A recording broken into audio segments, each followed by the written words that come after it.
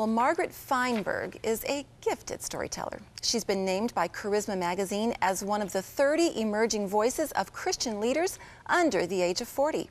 Her latest book is Scouting the Divine. It's a journey, really, of discovering the beauty and wonder of Scripture all over again. Margaret, thank you for joining us here on the Full Circle Couch. Thank you. It's a joy to be here, especially during the holiday season. Yes, well, we know that we kind of have a northern flavor because you come from Alaska. Alaska. Yes. Living in Colorado now, but Yes, I spent 5 years. I actually fell in love with a man from Alaska and got There are married. a lot of them up there, aren't there? Denise, do you feel called to go to Alaska for a little while? Not quite feeling it yet. Anyway, go ahead. Isn't that in the Caribbean? Hawaii, Mexico. Really? Exactly.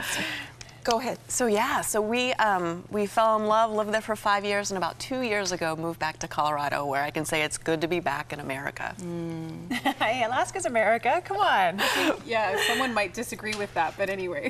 The lower 48. I think that's what lower they call it. My 48. sister and her husband were missionaries to Alaska, actually, for many years. Oh, my goodness. And so I got all the lingo. It's called the Yes. lower 48. Yes. But in your book, Scouting the Divine, really, you went on a journey. I did. You know, there are so many times when I go to read the Bible in the morning and I just struggle to connect. It's like the stories in the Scripture feel thousands of years and thousands of miles away. And so I did something intentional to try to close that gap. And I went and spent time with a shepherdess in Oregon, a farmer in Nebraska, a beekeeper in southern Colorado, as well as a grape grower in Napa Valley, California. And with each of these individuals, I opened up the Bible and I asked, how do you read these passages? Not as theologians, but in light of what you do every day. And their answers changed the way that I read the Bible forever. talk about an excellent adventure.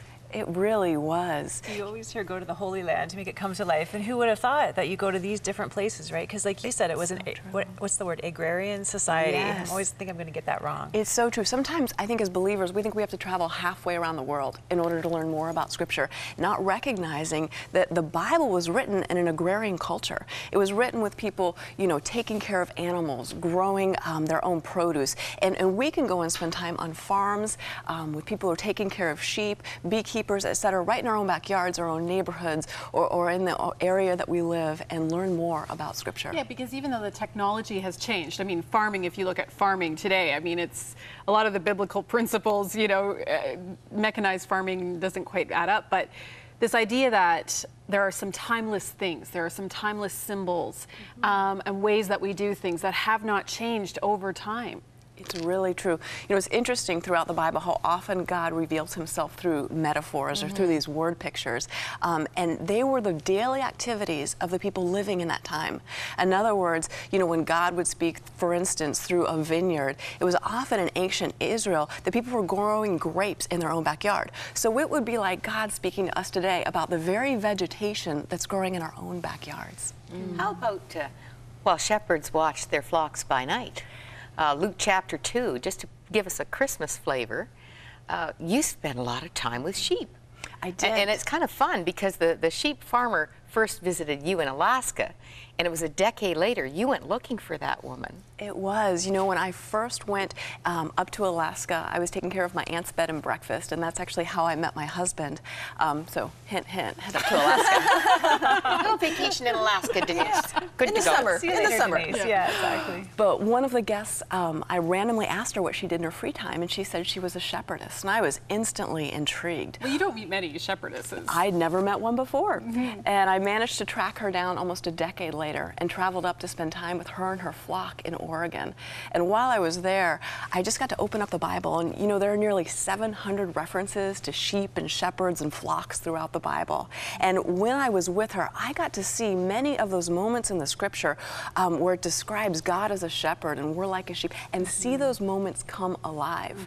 One of the most famous is in John chapter 10, when it describes God like a shepherd and we're like a sheep. And just as a shepherd cries out to a sheep and the sheep come running, so too we will hear God's voice and have the ability to respond in obedience. Well, shortly after I arrived at Lynn's house, she invited me to go and see her flock. And I followed her up the muddy trail.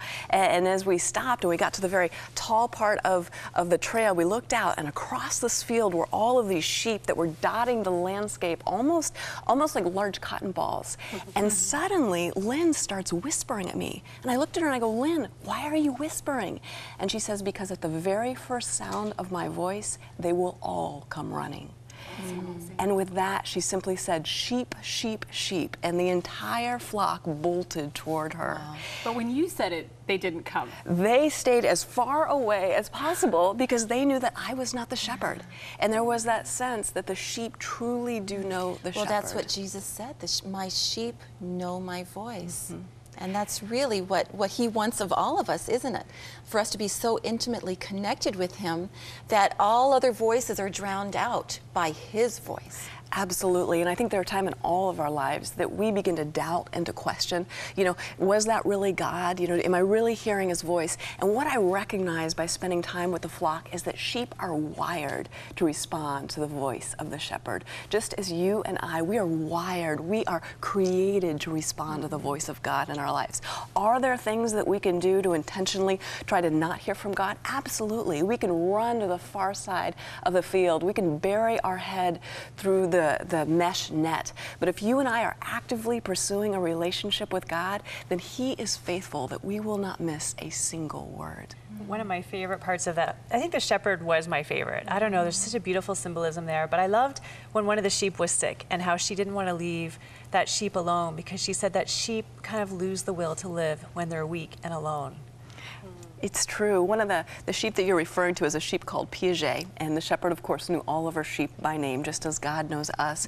But it was interesting because she would actually wake up in the middle of the night to go into the barn and sit next to Piaget just simply to be with her. And that image of God coming into our lives, when we think, where is he? He is more close and more intimately involved than we can ever imagine. And she knew each one of those sheep so well, like their personalities, they were all different. And then another funny thing that when I was reading this was that you made the mistake of saying that you thought sheep were dumb. I did, and Lynn instantly corrected me. And she said, sheep are not the most intelligent animals, but there's a difference between being dumb and being defenseless. And she began to describe that a sheep, if you look at it just as a creature, it doesn't have sharp teeth with which to bite and defend itself. It doesn't have sharp claws. Even the sound it makes, bah, it's not really scary. And it can't run very fast. It cannot run very fast.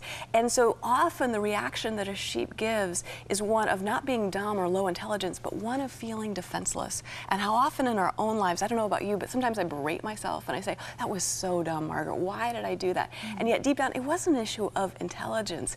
It was an issue of feeling defenseless. And at those times, reaching out for things that are unhealthy or unkind to defend myself, rather than recognizing that it's God's role to defend me. And something that sheep do as well, I know, and you brought this out in your book, is that they will follow each other.